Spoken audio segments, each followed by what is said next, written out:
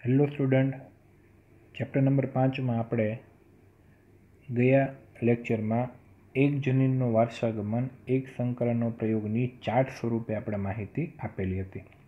હવે આ જ પ્રયોગને આપણે પ્યુનેટ સ્ક્વેરની મદદથી અભ્યાસ કરવાનો છે. તો સવાલ આ રીતના પૂછાય: પુનેટ સ્ક્વેરનો ઉપયોગ કરી મેન્ડલ દ્વારા વટાણાના છોડમાં કરવામાં આવેલ એક સંકલન પ્રયોગની સમજૂતી આપો.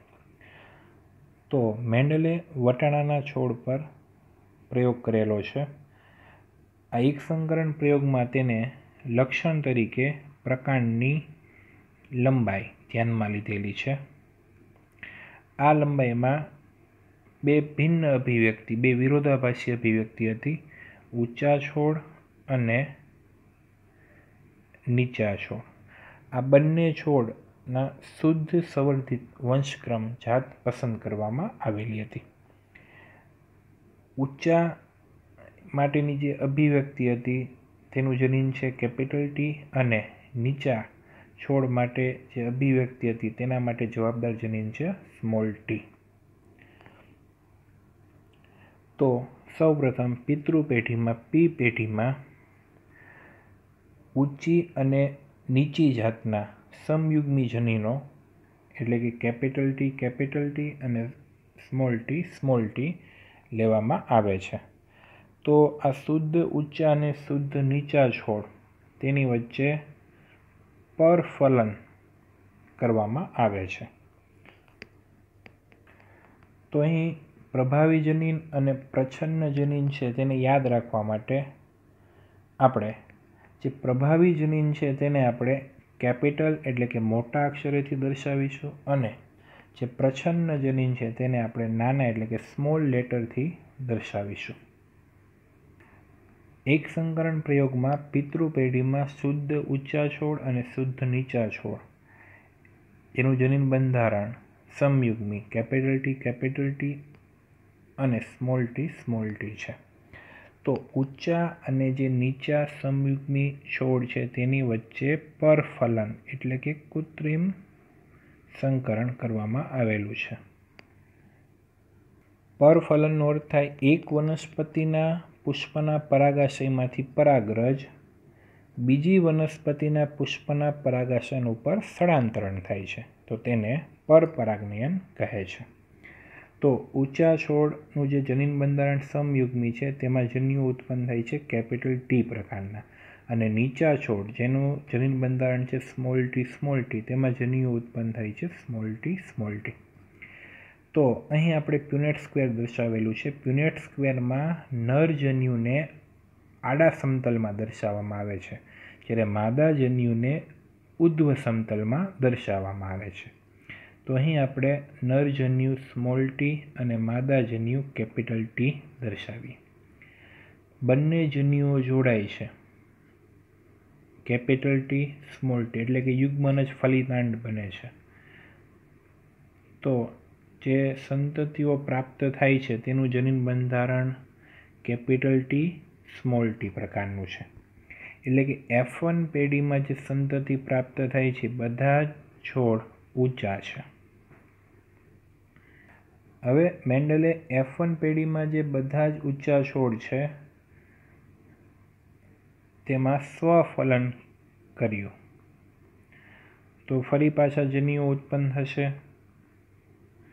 તો કેપિટલ ટી સ્મોલ ટી છે જનીન બંધારણ, તો અહીં બે પ્રકારના જન્યુ કેપિટલ ટી અને સ્મોલ ટી અર્ધીકરણ દ્વારા ઉત્પન્ન થશે. અહીં પણ બે જન્યુઓ કેપિટલ ટી અને સ્મોલ ટી. તો જે નર જન્યુ છે તેને આડા સમતલમાં અને માદા જન્યુ છે તેને ઉધ્વ સમતલમાં દર્શાવીએ. તો અહીં માદા જન્યુ એટલે કે અંડકોષ અને નર જન્યુ એટલે કે પરાગરજ જોડાઈને કેપિટલ ટી પ્રકારનું યુગ્મન જ ફલિતાંડ બને છે. અહીં કેપિટલ ટી સ્મોલ ટી, અહીં કેપિટલ ટી સ્મોલ ટી, અને છેલ્લે સ્મોલ ટી. તો આપણે અગાઉ માહિતી આપેલી છે જે કેપિટલ મૂળાક્ષર છે તે પ્રભાવી છે. અહીં છોડ આપણને ઊંચા પ્રાપ્ત થશે.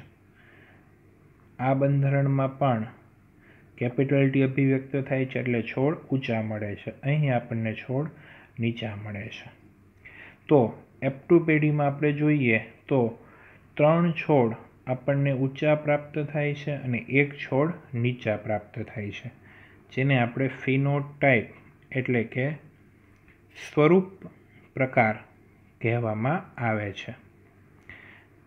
તેવી જ રીતના આપણે જીનોટાઇપની માહિતી આપીએ। જનીન પ્રકાર તો કેપિટલ ટી F1 પેઢીમાં 1 છે, કેપિટલ ટી 2 છે અને સ્મોલ ટી 1 છે। તો જનીન પ્રકાર 1:2:1 છે અને સ્વરૂપ પ્રકાર 3:1 છે।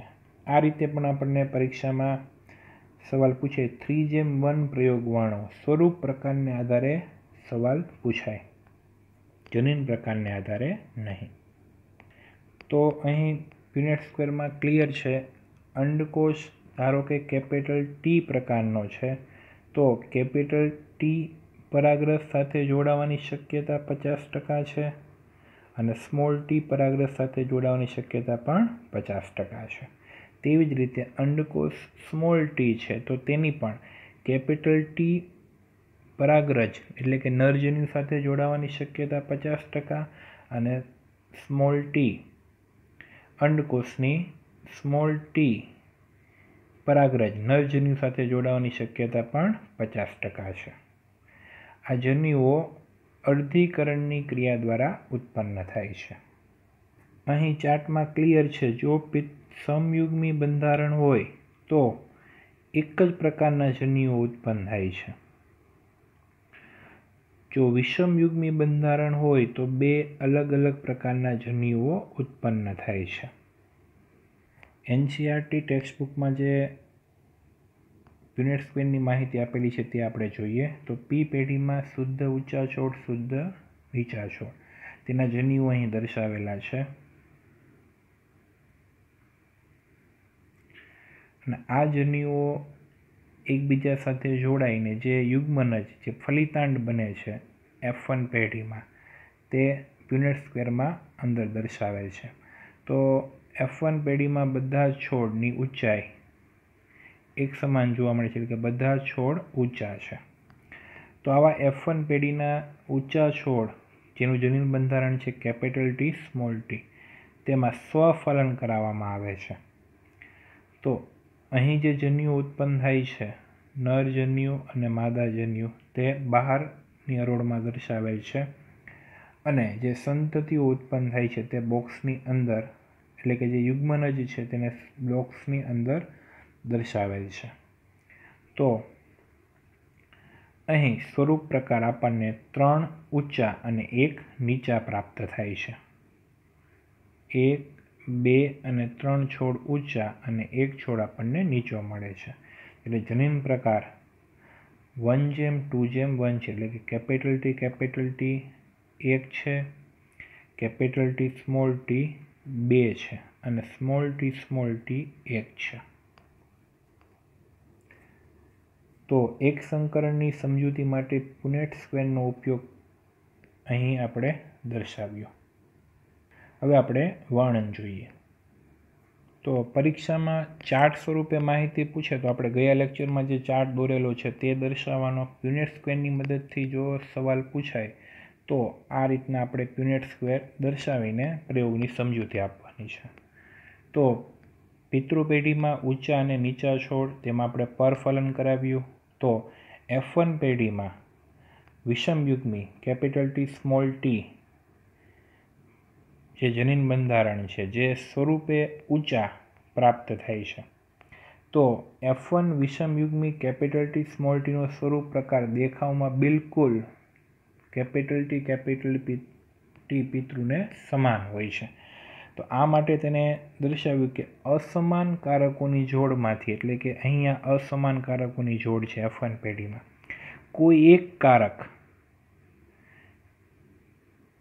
ઉપર બીજું કારક પ્રભાવી થઈ જાય છે, એટલે કે એક કારક બીજા કારક ઉપર પ્રભાવી થાય છે। તો F1માં અહીં ક્લિયર છે, સ્મોલ ટી અને કેપિટલ ટી, તો સ્મોલ ટી ઉપર કેપિટલ ટી પ્રભાવી અસર દર્શાવે છે। તો જે અસર દર્શાવે છે, જે અભિવ્યક્ત થાય છે, કારણ કે અહીં આપણે છોડ ઊંચા લખેલા છે, તો જે લક્ષણ અભિવ્યક્ત થાય તેને પ્રભાવીકારક અને જે લક્ષણ અભિવ્યક્ત નથી થતું તેના જનીનને પ્રચ્છન્નકારક કહે છે. તો અહીં કેપિટલ ટી ઊંચાઈ માટેનું કારક એ સ્મોલ ટી નીચા માટેનું જે કારક છે, જે પ્રચ્છન્ન છે, તેના પર પ્રભાવી છે. અન્ય લક્ષણોમાં પણ તેનો અભ્યાસ કર્યો, આ જ પરિણામ પ્રાપ્ત થયું. તો કેપિટલ ટી અને સ્મોલ ટી વચ્ચે કરવામાં આવેલ સંકરણને એક સંકરણ પ્રયોગ કહે છે. અહીં અર્ધીકરણ દરમિયાન ઊંચા અને નીચા છોડ જન્યુઓનું નિર્માણ કરે છે, ત્યારે પિતૃ છોડના એલેલ, જેનું બીજું નામ છે વૈકલ્પિક કારક, એકબીજાથી અલગ થાય છે અથવા વિશ્લેષણ પામે છે, એટલે કે જુદા પડે છે. જન્યુમાં માત્ર એક જ એલેલ પ્રવેશે છે. એલેલનું આ વિશ્લેષણ રેન્ડમ એટલે કે યાદચ્છિક હોય છે. એટલે અર્ધીકરણની ક્રિયા દ્વારા જન્યુઓ ઉત્પન્ન થાય છે. જન્યુમાં માત્ર એક જ એલેલ પ્રવેશે છે, એક જ એલેલ છે. તો અહીં આપણે જોઈએ તો ઊંચા છોડ જેનું જનીન બંધારણ કેપિટલ ટી હતું, તેમાં ટી એલેલ, અને નીચા છોડ જેનું જનીન બંધારણ સ્મોલ ટી છે, એના જન્યુમાં સ્મોલ ટી એલેલ હોય છે. એક જ એલેલ જોવા મળે છે. હવે ધારો કે ફલન થાય તો પરાગના માધ્યમ દ્વારા કેપિટલ ટી એલેલ અને બીજા પિતૃમાંથી અંડકોષના માધ્યમથી સ્મોલ ટી એલેલ જોડાય છે, એટલે કે આ બંને જોડાય છે. તો F1 પેઢીમાં કેપિટલ ટી સ્મોલ ટી જનીન બંધારણ જોવા મળશે. તો F1 પેઢીમાં વિરોધાભાસી લક્ષણો પ્રદર્શિત કરતા કેપિટલ ટી સ્મોલ ટી એલેલ હોય છે. પણ અહીં આપણને વિષમયુગ્મી છોડ પ્રાપ્ત થયેલા છે ઊંચા, કારણ કે બંને વૈકલ્પિક કારકો અલગ અલગ છે. તો ઊંચાપણાની અભિવ્યક્તિ માટે કેપિટલ ટી જનીનકારક તેના વૈકલ્પિક નીચાપણાના કારક સ્મોલ ટીની અભિવ્યક્તિને વ્યક્ત થતી અટકાવે છે, કારણ કે અહીં જે પ્રભાવી કારક છે, જે આપણે મોટા કેપિટલ અક્ષરથી દર્શાવેલું છે, તે જ અભિવ્યક્ત થાય છે. ક્યાંય પણ આપણને મધ્યમ ઊંચાઈના છોડ પ્રાપ્ત થતા નથી. આ મેન્ડલનો પ્રભુતાનો નિયમ દર્શાવે છે, જે આપણે આગળ માહિતી આપીશું.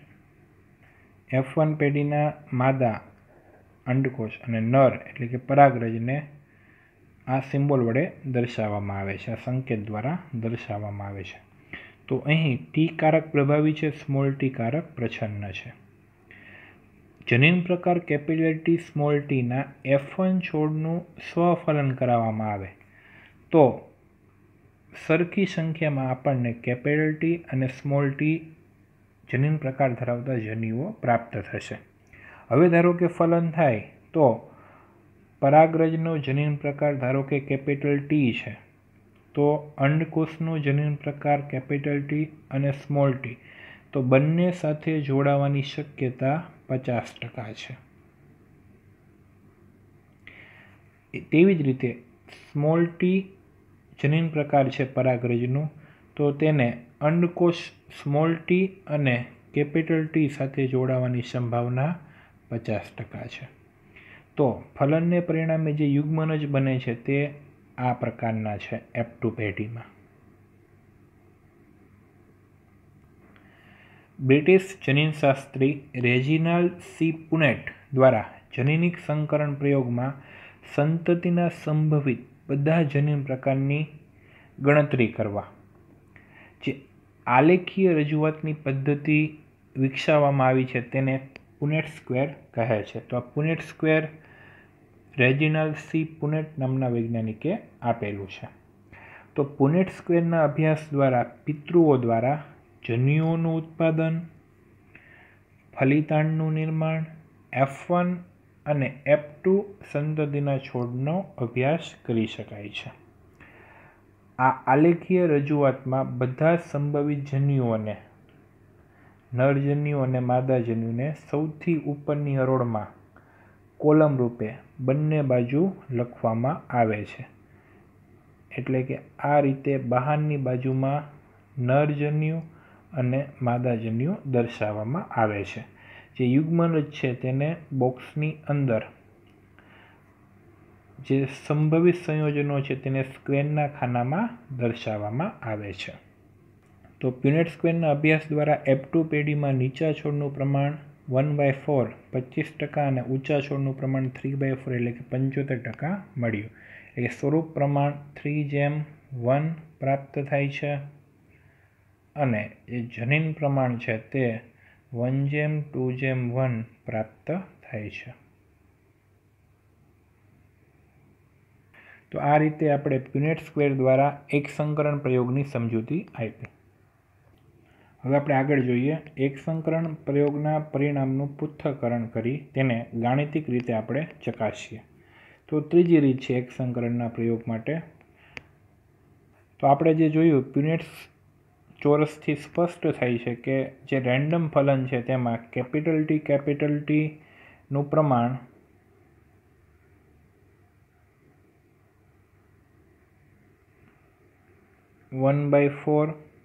T નું પ્રમાણ 2/4 એટલે કે 1/2 અને t નું પ્રમાણ 1/4 છે। બીજું F1 સંતતિમાં જીનોટાઇપ T હતું છતાં પણ ફિનોટાઇપ દેખાવમાં તે ઊંચા જોવા મળે છે। F2માં આપણે જોયું 3/4 છોડ ઊંચા હતા જેમાં કેટલાક T અને T જનીન સ્વરૂપ ધરાવે છે। એટલે કે બાહ્ય સ્વરૂપથી તેઓને ઓળખી શકાતા નથી કે તેઓ T સમયુગ્મી કે T વિષમયુગ્મી જનીન બંધારણ ધરાવે છે। તો આથી જનીન પ્રકાર T માંથી એક જ લક્ષણ T ઊંચાની અભિવ્યક્તિ થાય છે। તો અહીં કહી શકાય કે લક્ષણ Tની પ્રભાવી અસર t અથવા નીચા લક્ષણ ઉપર છે। તો જોઈએ આપણે મેન્ડલે વટાણાના શુદ્ધ ઊંચા અને શુદ્ધ નીચા છોડ વચ્ચે પ્રેરેલા પરફલન દ્વારા F1 સંતતિમાં જનીન પ્રકાર T છે પણ તે સ્વરૂપ પ્રકારે ઊંચા જોવા મળે છે। તો જનીન પ્રકાર T માંથી માત્ર એક જ લક્ષણ T ઊંચાની અભિવ્યક્તિ થાય છે। આમ ઊંચા લક્ષણ માટે T નીચા લક્ષણ માટે જે tll છે તેના પર પ્રભાવી છે। આમ F1માં પ્રભુતાની અસર છે તેવું કહી શકાય। તો F1માં t પ્રભાવી છે અને t પ્રચ્છન્ન છે। તો F2 પેઢીમાં સ્વરૂપ પ્રકાર અનુસાર 3/4 છોડ ઊંચા જેમાં 1/4 T અને 1/2 T છે અને 1/4 છોડ નીચા જેનો જનીન ભાગ 1/4 છે। તો આ રીતના આપણને F2 પેઢીમાં જે પરિણામ પ્રાપ્ત થયેલું હતું તેમાં 1/4 1/2 અને 1/4 25% 50% અને 25%। તો ઊંચા અને નીચા છોડનો સ્વરૂપ પ્રકાર 3:1 પણ જનીન પ્રકાર 1:2:1 હોય છે। તો આ પરિણામને આપણે ગાણિતિક રીતે દ્વિપદી અભિવ્યક્તિ ax + by² દ્વારા દર્શાવીએ તો x + by² આ પદને આપણે વિસ્તૃત કરીએ તો આ રીતે આપણે બે વાર લખેલું છે। હવે સૌથી પહેલાં a² પછી xx એટલે કે x², 2abxy અને છેલ્લે b² y²। તો અગાઉ જે સૂત્ર હતું a + b² = a² + 2ab + b², તો તે મુજબ આપણે પદને ખાલી વિસ્તૃત કરેલું છે। તો F1 છોડમાં T અને t જનીનયુક્ત જન્યુઓ સમાન આવૃત્તિમાં રહે છે।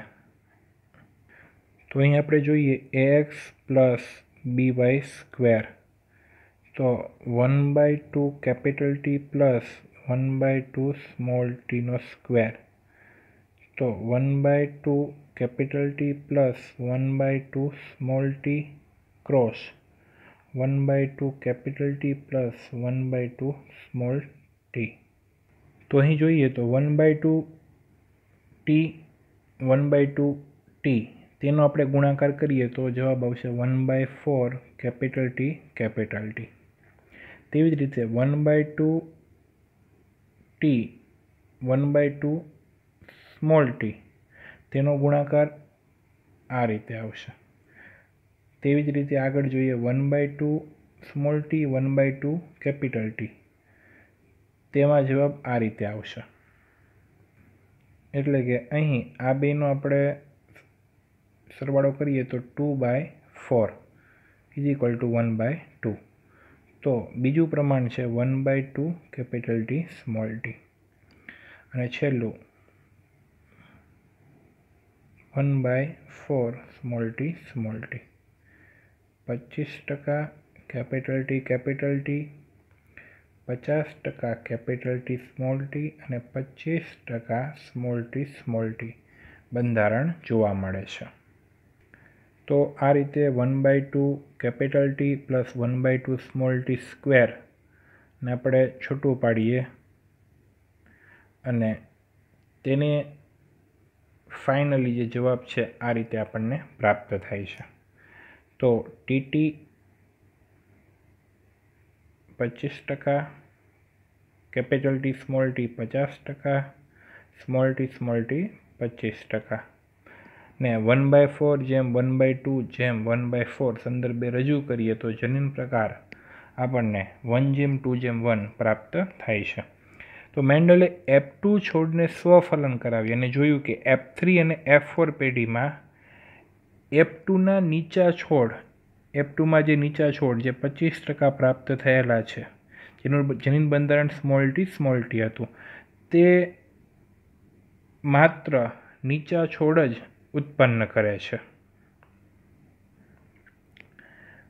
આથી તેણે તારણ મેળવ્યું કે નીચાનો જનીન પ્રકાર સમયુગ્મી હતો સ્મોલ t।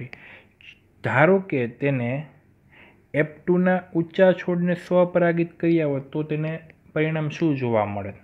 તો F2માં ઊંચા છોડમાં જનીન બંધારણ કેપિટલ T 25% અને કેપિટલ T સ્મોલ t 50% છે। જો આ રીતના જનીન બંધારણ હોત અને સ્વફલન કરાવવામાં આવે તો બધા છોડ ઊંચા જ પ્રાપ્ત થશે, પણ સમયુગ્મી સ્થિતિમાં 100%।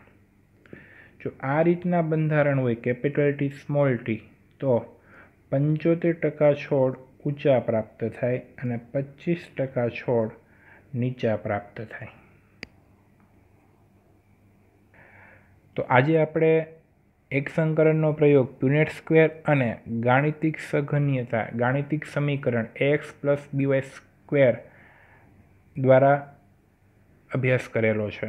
તો જે પ્યુનેટ સ્ક્વેરની મદદથી અને ગાણિતિક દ્વિપદી સમીકરણની મદદથી પણ પરિણામ એક સમાન જ આવે છે। તો અહીં આપણે જે પ્રયોગની અંદર F1 છોડમાં જે બંધારણ કીધું હતું કેપિટલ T સ્મોલ t, જેમાં જન્યુઓ છે capital T small t, 50% capital T small t અને 50% સ્મોલ t જનીન છે, જેને આપણે 1/2 કેપિટલ T 1/2 સ્મોલ t પણ કહી શકીએ। તો તે મુજબ આપણે જે આ પરિણામ પ્રાપ્ત થાય છે। પ્યુનેટ સ્ક્વેરમાં પણ આ જ પ્રકારનું પરિણામ હતું, એક સંકલનના ચાર્ટમાં પણ આ જ પરિણામ આપણને પ્રાપ્ત થયેલું છે। તો એક સંકલનના પ્રયોગની માહિતી આપણે પૂર્ણ કરી। આવતા લેક્ચરમાં આપણે આ પ્રયોગને આધારે જે નિયમ છે અને કસોટી સંકલન તેનો આપણે અભ્યાસ કરવાનો છે। Thank you.